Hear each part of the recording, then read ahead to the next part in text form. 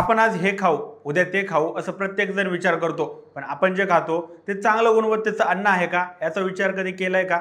जेवणात काही खराब निघालं तर आपण हॉटेलमधल्या वेटरला नाही ते ऐकवतो. बरं, ते ऐकवलंच पाहिजे, पण वरूनच तुमच्या अन्नाच्या गोष्टींमध्ये घोटाळा होत असेल तर? भारत अमेरिका व्यापारी कराराच्या पार्श्वभूमीवर जनुकीय सुधारित म्हणजे जीएम बियाणांवरून देशात नव्याने वाद निर्माण झालेला आहे. नागपूर येथे नुकत्याच पार पडलेल्या भारतीय किसान संघाच्या कार्यकारी समितीच्या बैठकीत भारताने जीएम बियांची आयात बंद ठेवावी अशी जोरदार मागणी करण्यात आली. या बैठकीत संघाने अन्न सुरक्षा व मानवी प्राधिकरण वर टीका करत जेएम अन्नावर प्रभावी नियंत्रण ठेवण्यात अपयश झाल्याचा आरोप केला आहे.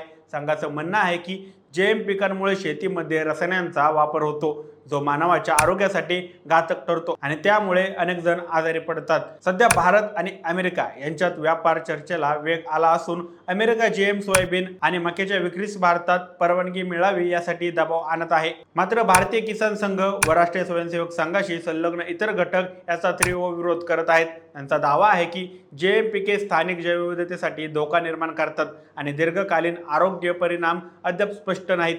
दुसऱ्या बाजूने काही खासदार आणि कृषी धोरणार्थे जेएम बियाणांचे समर्थन करत आहेत.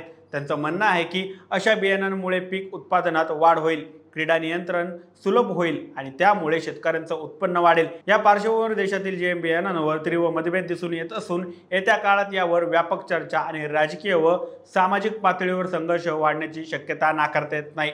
याबाबत तुम्हाला काय वाटतं? कमेंट करून नक्की कळवा.